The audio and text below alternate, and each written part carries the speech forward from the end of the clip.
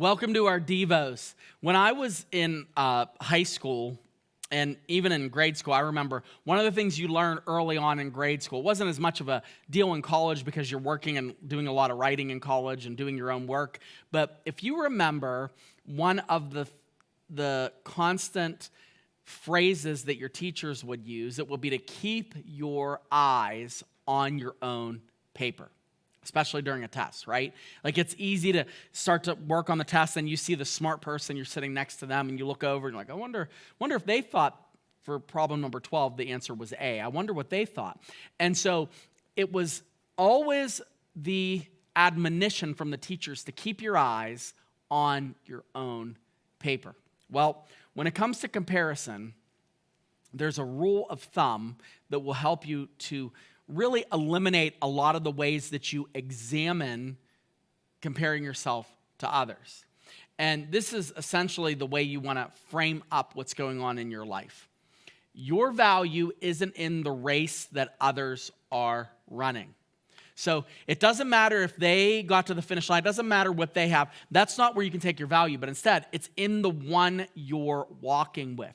Keep your eyes on the one that you're walking with. Keep your eyes on the Lord. Keep your eyes on what it is that God has you doing. Essentially, to paraphrase your teacher, keep your eyes on your own paper.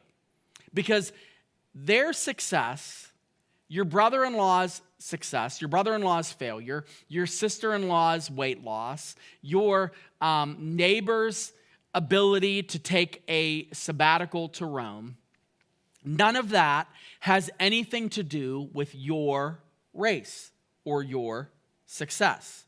So when you think this way, and when you examine what's going on in your life, it becomes you to realize that God really just wants you to keep your eyes on Him and keep your eyes on what He is having you do.